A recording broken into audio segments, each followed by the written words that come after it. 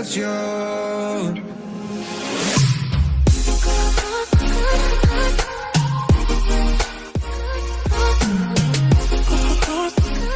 Assalamualaikum warahmatullahi wabarakatuh. Perkenalkan, nama saya Maulida Purotuaini. Saya dari Prodi Manajemen Pendidikan Universitas Islam Negeri Wali Songo, Semarang. Video ini saya akan membahas tentang bagaimana kondisi demokrasi di Indonesia pada saat pandemi COVID-19. Jika Anda penasaran apa itu demokrasi dan bagaimana demokrasi di Indonesia pada masa pandemi COVID-19 ini, penasaran bukan? Jangan lupa tonton videonya ya. Terima kasih sudah klik video ini, tapi jangan lupa guys, klik subscribe karena subscribe itu gratis. Terima kasih.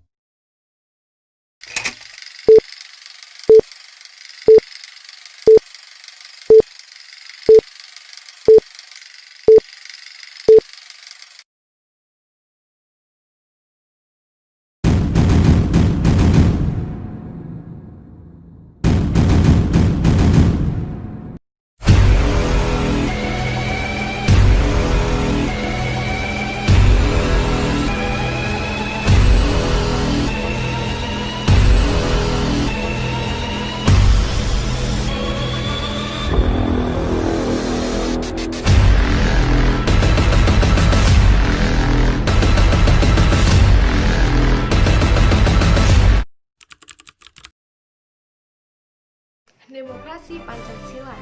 Jadi, demokrasi Pancasila merupakan suatu paham demokrasi yang berlandaskan nilai-nilai yang terkandung di dalam ideologi Pancasila.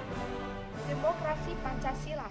Demokrasi Pancasila juga merupakan suatu paham demokrasi yang berasal dari falsafah bangsa dan digali sesuai dengan kepribadian rakyat Indonesia. Negeriku Indonesia. Ya, Indonesia adalah negara yang demokrasi, yang mengizinkan semua orang ikut berpartisipasi. Demokrasi Pancasila digunakan sebagai panutan bagi rakyatnya. Pancasila, dasar negara kita, norma kita, dan kepribadian kita. Pancasila dijadikan panutan, namun belum bisa menjadi pedoman. Setiap orang pasti hafal silanya, tapi hanya sedikit orang yang dapat mengamalkannya. Apakah petinggi negara itu mengamalkannya juga? Demokrasi Pancasila adalah sistem negara kita. Karena Pancasila itu sempurna, tapi saking sempurnanya sehingga belum bisa mensejahterakan rakyatnya. Apakah ada yang salah dalam diri kita? Atau apakah ada yang salah dalam demokrasi negara ini? Pancasila mungkin sempurna, tapi bukan untuk rakyatnya yang seperti kita. Lalu, bagaimanakah demokrasi Pancasila dalam pandemik ini?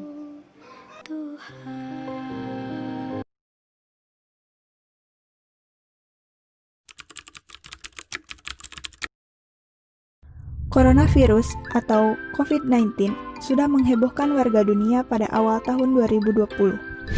Coronavirus atau Coronavirus Disease 19 adalah sekelompok virus dari subfamili Orthocoronaviridae dalam keluarga Coronaviridae dan ordo Nidovirales yang bisa menyebabkan penyakit pada burung dan mamalia.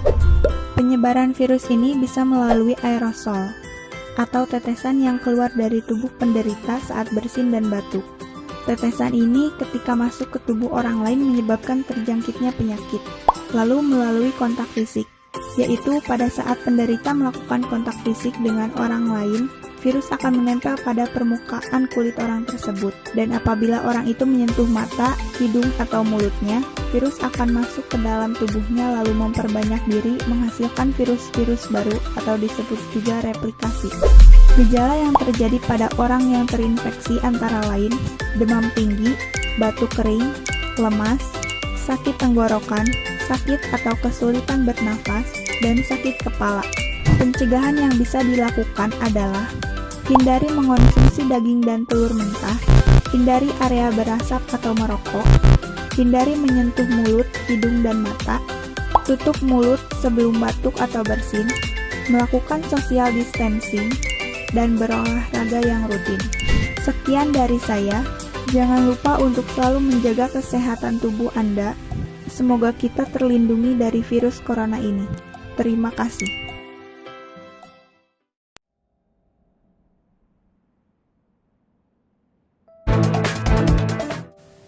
Pemerintah telah menetapkan COVID-19 sebagai jenis penyakit dengan faktor risiko yang menimbulkan kedaruratan kesehatan masyarakat.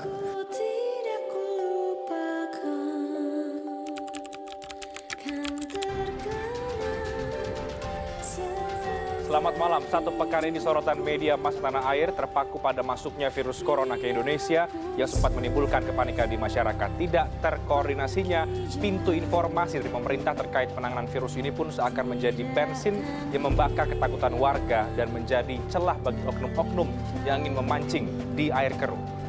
Tidak hanya itu, media pun sempat dibikin pusing dengan sejumlah pernyataan yang tidak kompak antara pemerintah pusat dan juga daerah. Unsur politis pun tercium di balik perang melawan COVID.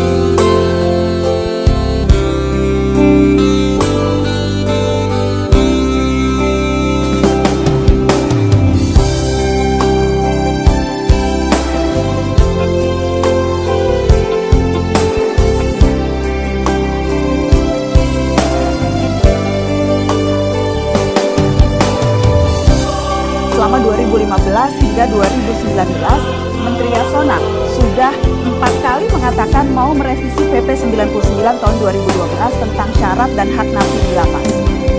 Tidak heran kalau ada yang berpikir bahwa rencana pembebasan napi koruptor ini sekedar memanfaatkan isu COVID-19 untuk memuluskan keinginan lama, mempermudah remisi bebas.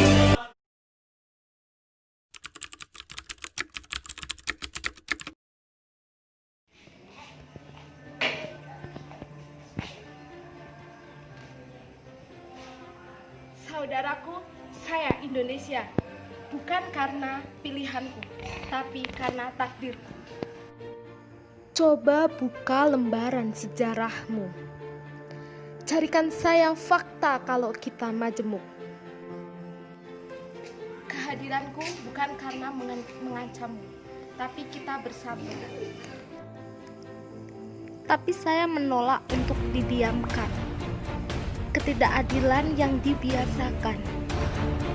Wahai petinggi dalam negeri, tunjukkan mukamu. Kami melihat pemerintah belum totalitas membuat kebijakan yang mengutamakan keselamatan masyarakat.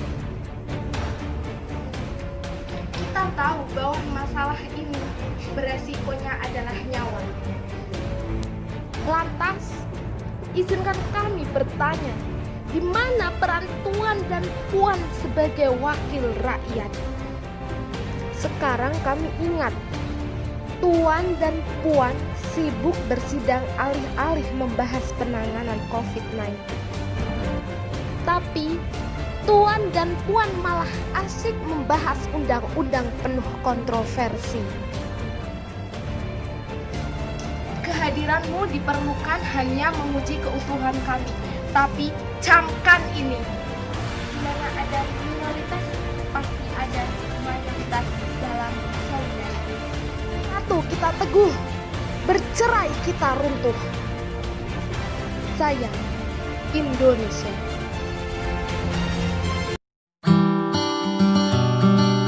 Audio Jungle.